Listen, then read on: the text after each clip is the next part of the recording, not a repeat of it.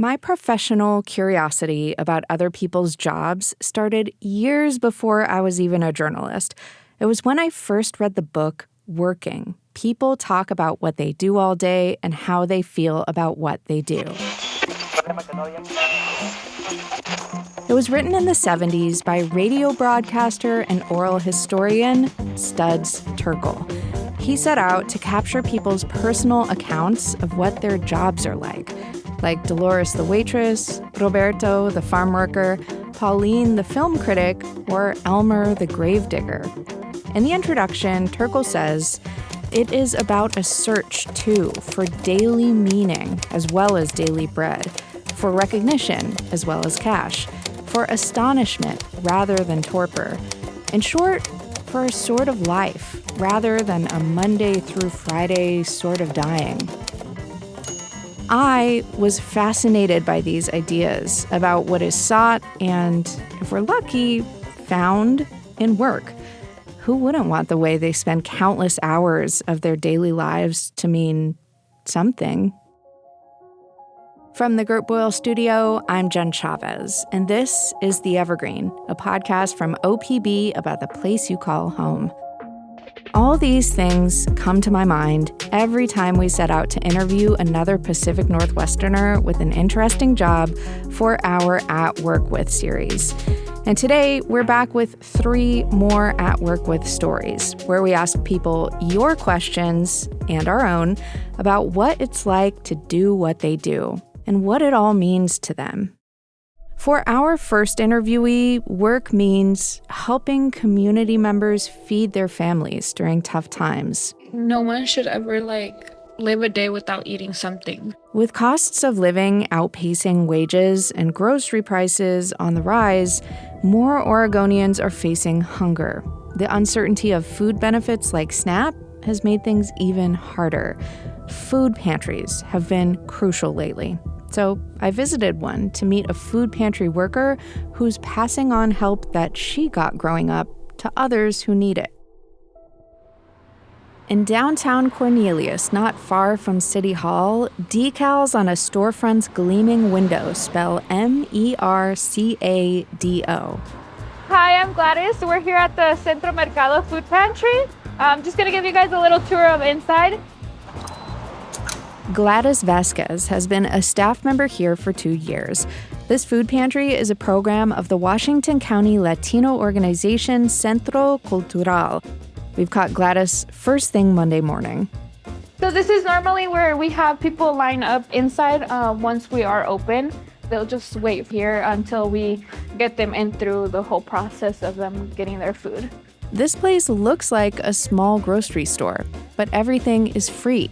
There are shelves for canned foods and dry goods like masa harina for tamales and tortillas, fridges and freezers for dairy, meats, vegetables, and frozen burritos, a produce section on the back wall, some toiletries and COVID tests in the corner, and near the exit, Over here, we normally put our sweet items on this rack. Right now, we have a lot of Krispy Kreme donuts. And in a bucket on the floor, some flower bouquets. So that's something that's good for the communities. They get a side treat. One of our listeners asked, who is encouraged to come in? Anyone in need, or are there certain criteria to meet? We don't deny service to anyone.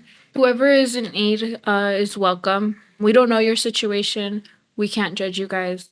They ask whether visitors qualify for low-income food benefits like SNAP. But it's okay if you don't. Gladys says there are people who might be just above the income cutoff but are still struggling for other reasons, like being rent burdened. I believe that they're still eligible because you're coming here for a reason that you need it, right? The low barriers make this place appealing. Visitors come here from Tigard, Gaston. People travel to come here just because we are one of the only food banks that people come in and shop and choose what they actually take. That's one of the Mercado's unique approaches to food aid. Rather than choosing items for people and handing them bags or boxes, visitors can shop for their items, just like the grocery store. Each person has 5 minutes to move through the market. There are limits on some items like meat and eggs, but with others, people can take what they need and leave what they don't. That's something Gladys thinks her mom would have appreciated. My mom, she wouldn't work when we were kids, so she would go to like a food pantry just probably like a couple blocks from here. Gladys grew up in the back roads of Cornelius. She remembers getting excited as a kid one time because the food pantry had cupcakes. It's part of why she was motivated to start working here after her last job as a manager at a fast food restaurant. It's something that I wanted to like do to help other families, just because I have those memories that we would go to food pantries and get the help that we needed. Another special thing about Centro Mercado is its focus on culturally specific food for Latinos. Cornelius is one of several Oregon cities with a majority Latino population. The farming community is home to many agricultural workers. It's part of the reason food justice is such a big part of Centro's mission. The Mercado is open to everyone, but the majority of visitors are Latinos. The staff here all speak Spanish. Years ago, when Centro first began distributing food, they started off with just like dry, like canned items, and they would say that a lot of people wouldn't use that. Community members would return foods they weren't culturally familiar with because they didn't know how to use them. So now they think about what people actually want. What they normally come looking for is the maseca, rice, beans, any milk, eggs, the basics, tomatoes, jalapenos, any tomatillos. Even when they get vegetables that might be unfamiliar to some, like chard, Gladys and others help them learn how to use it. Once you just tell them, oh, you can just do it like, we call it a la mexicana. It's just with tomato and jalapenos and onion, like just chopped and like minced and everything, they'll start taking it. The warehouse behind the storefront is chock full. Shelves and pallets piled high with, well, pretty much everything. It is kind of crowded in here. It looks like a big space. It's just really reduced. They also get donations from grocery stores and local businesses. One private donor brings them dairy, including cotija cheese. Centro has a partnership with a local farm, too, Working Theory Farm, which donates fresh organic produce. Gladys gets to work, moving around bags of rice and maseca, potatoes, boxes of fruit. We follow her into the walk-in fridge to shelve milk and oranges. There's also some grab-and-go pasta salads. Just because we do see a lot of our community as well being homeless and come looking for items that they can just eat with the spoon and they don't have to warm up. Times are tough right now. Centro's food program manager, Everardo Lopez Pisano, says they've gotten more visitors since the federal government paused SNAP benefits this fall. We went from receiving between 80 to about 120 people to our maximum, about 106 people per day. And with ICE targeting immigrants in Washington County, including many Latinos, Mercado staff keep an eye on the neighborhood and work hard to make sure visitors can feel safe coming here to get food. People appreciate this place. They get lots of volunteers. Gladys helps show them the ropes and what to work on that day. One of the people helping today is Thomas Rabel, a retired veteran who grew up in neighboring Hillsboro. I actually was at a Veterans Day event with Mayor Beach Pace and inquired with her as to what I could possibly do to volunteer for the community, and she referred me to here. Great folks, great community. It's offering a helping hand. Today, he's restocking tortillas in the storefront. Gladys says stocking is one of her favorite parts of the job. I really like going through items and like just choosing the items, seeing what is gonna go up front and just seeing if they take it or not. And as well as like restocking. Once it's like the fridges are super stocked, I just like, there's a happiness in my heart. Working here has made her less shy. She's gotten to know some of the regulars. And that connection is part of what she wants to see in the world.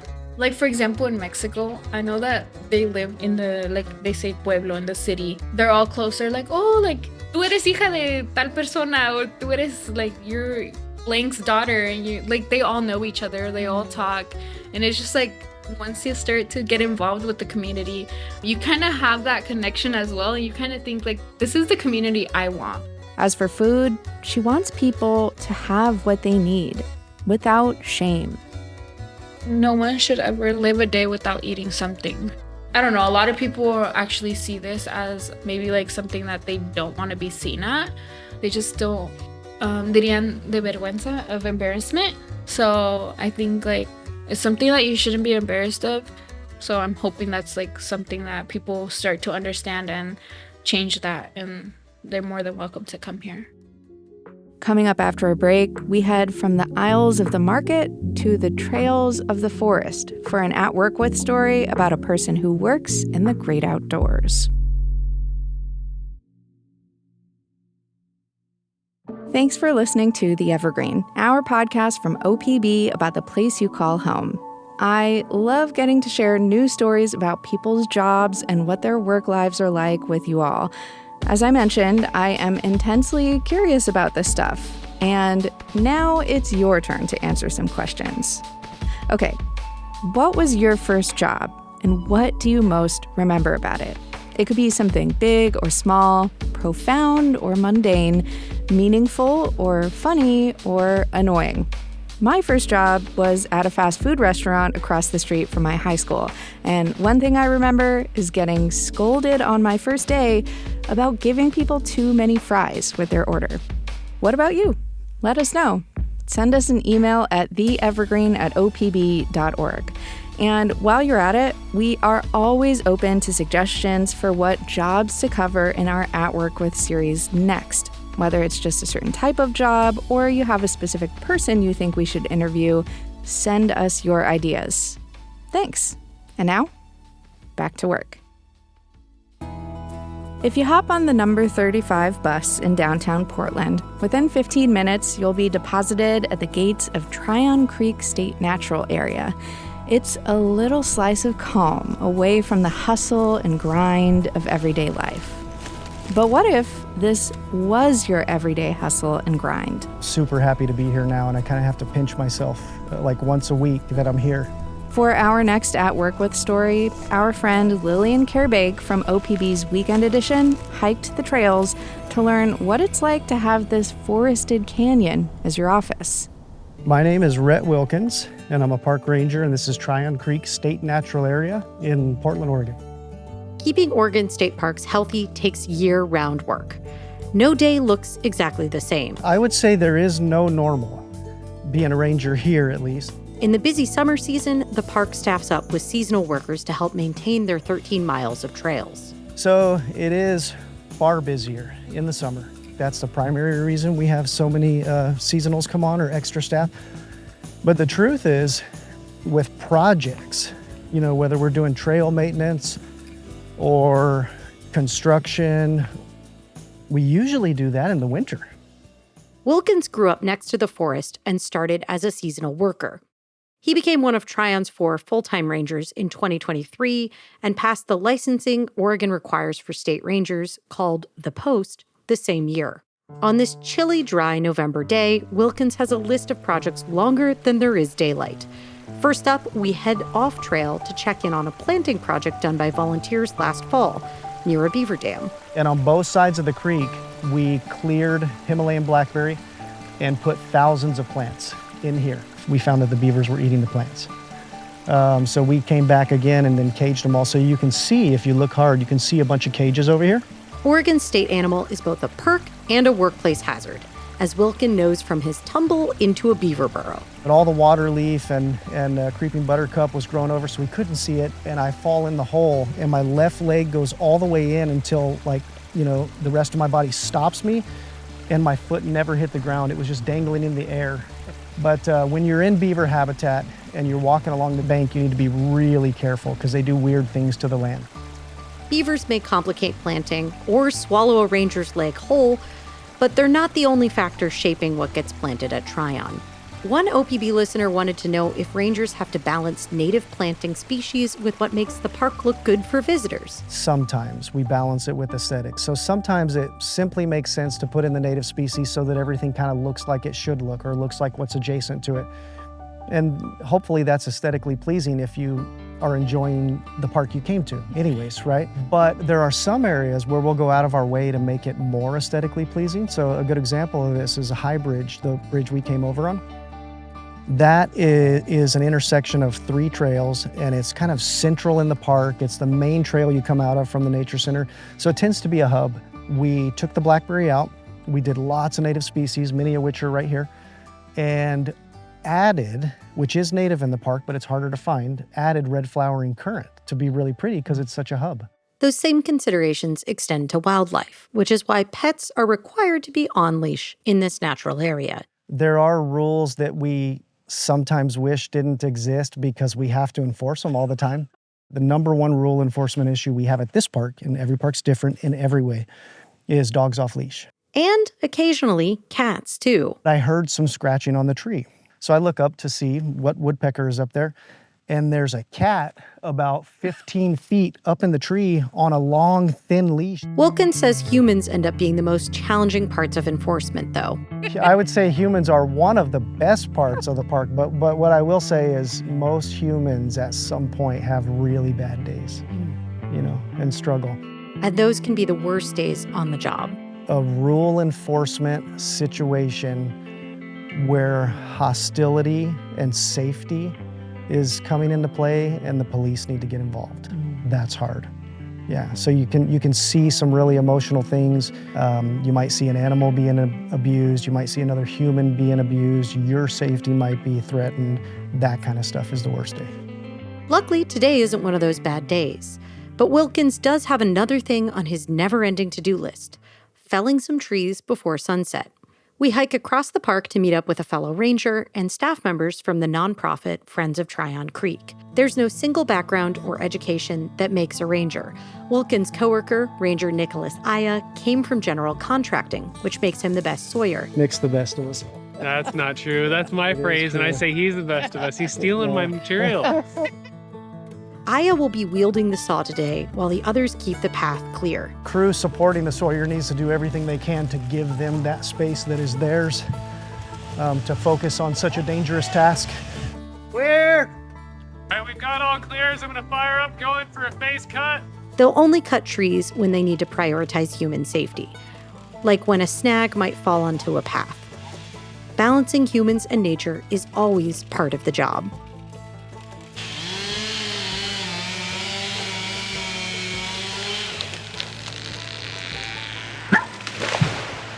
And well, when a tree falls in a state park, the rangers will be the ones to hear it. And for Wilkins, getting to do that work in a forest he loves still feels like a dream. Tryon Creek is only a couple of miles away from OPB, and I love it too. And Park Ranger Rhett Wilkins and I aren't the only ones. Way back when we first started the Evergreen, we asked people to tell us about what makes them feel at home in the Pacific Northwest, whether it's a place, person, sound, memory, or even a smell. For one of our listeners, Natalie, it's wandering the trails of the forest near her home.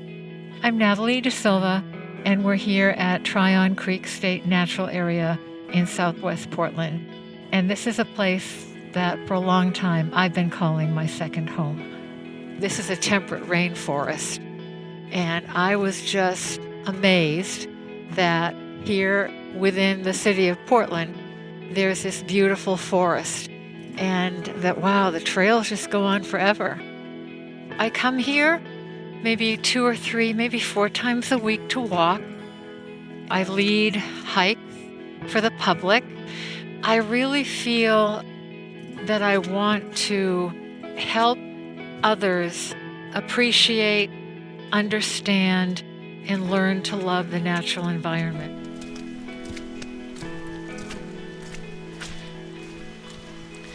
I love this little tributary and the little riffles of water. There's even a tiny, tiny waterfall up ahead. sometimes when it's quiet and my mind is quiet and I'm observing things, I write haiku. And there was one that I remember writing last spring. I noticed the buds on the oso berry, but there had been a snow. So I wrote, winter snow brings buds, seasons in competition, which one will prevail?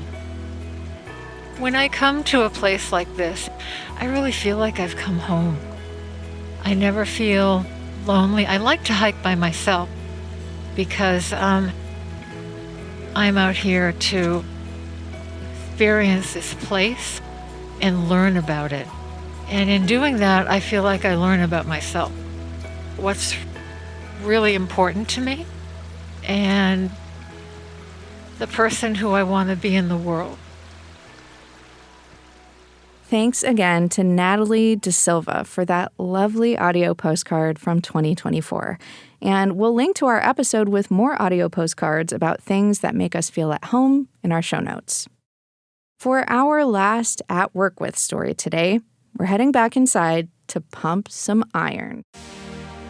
People have all kinds of motivations for hitting the gym. Mental health, weight loss, building strength, or finding community, to name just a few. Sometimes finding the motivation to keep going can be tough. That's where a coach can come in. Coaches that can really connect with their clients and learn when it's okay to push, when it's not okay to push, and also understanding that everyone's goals are different. We wanted to know what it takes to be a fitness coach. So I visited Prism Moves to meet a person whose job is helping others find out how strong they can be. Find your squat stance. Big breath at the top. Asher Kanzila is leading a class at Prism Moves on a sunny weekday afternoon. So go ahead and do 5 with just the bar, and then we'll work up weight there. But just give me 5 front squats with just the bar. There are 5 people in the class, and they're each doing things a little differently. Asher says that in addition to working one-on-one with people, they try to coach each person in a class so that they can work out at the level they're comfortable with. I always say, like, whatever's written on the board is, the guidelines, it's the suggestions, and then we definitely branch out from there. Today we're front squatting. So here's your front squat, and this is what this looks like. And then from there, we'll go, okay, but if this part of the front squat is uncomfortable for you, because sometimes, this bothers people, here's another option. And then if that also bothers you, here's another option. Asher is the founder and executive director of this nonprofit gym.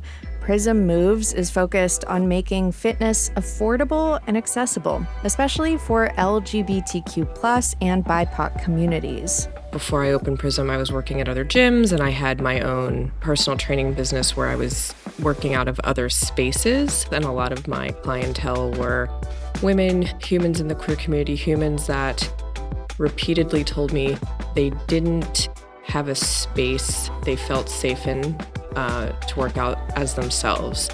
And I envisioned a space where those humans were centered and not, the typical gym bro image being centered.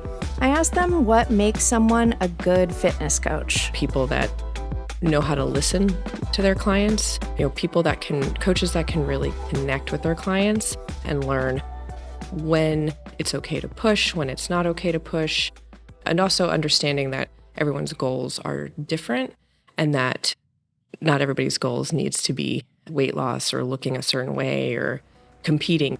Not focusing on weight loss sounds good, but it also seems like a tricky thing to do in a fitness space.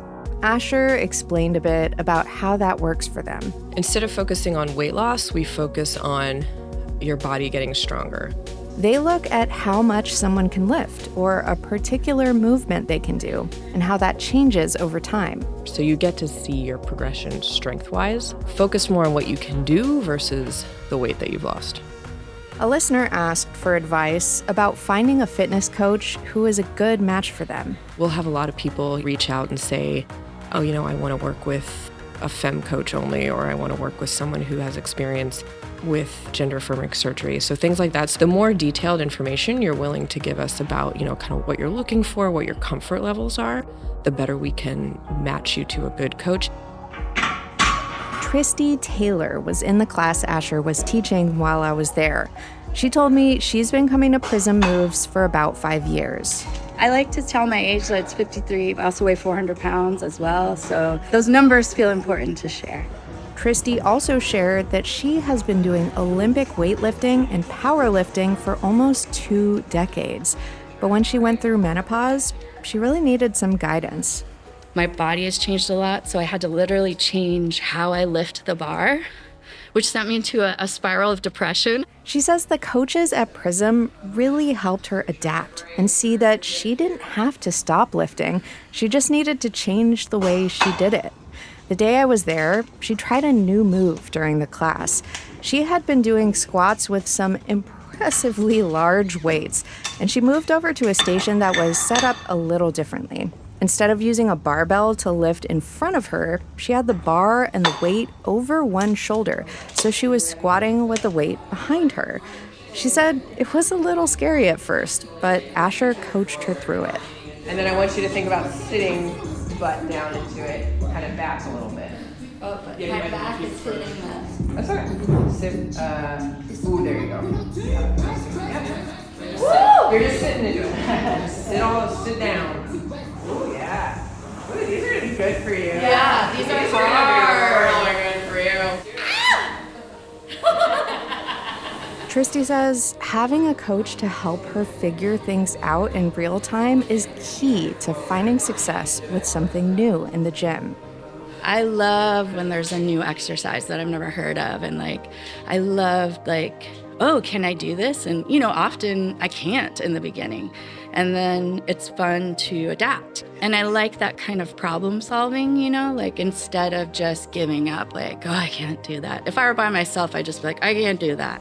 Asher told me that's one of the best things about coaching. When people exceed their own expectations, when people do more than they thought they could, when people are stronger than they thought they were, and people will surprise themselves. And it's always so much fun when they do. For Asher, their job means creating a welcoming and inclusive space where people can get stronger together. For Park Ranger Rhett, it means hiking trails every day and protecting Oregon's flora and fauna. And for food pantry worker Gladys, it means making sure her neighbors don't have to go hungry. For me, this job means telling you stories. And about his job, Studs Terkel had this to say. I find some delight in my job as a radio broadcaster. I'm able to set my own pace, my own standards, and determine for myself the substance of each program. Some days are more sunny than others, some hours less astonishing than I'd hoped for.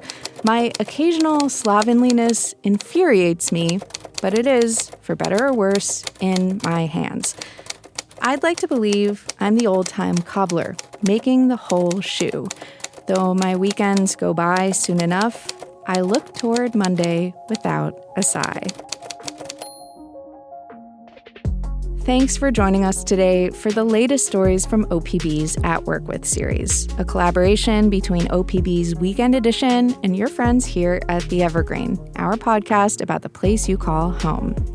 I produced this episode, and our technical director is Stephen Cray.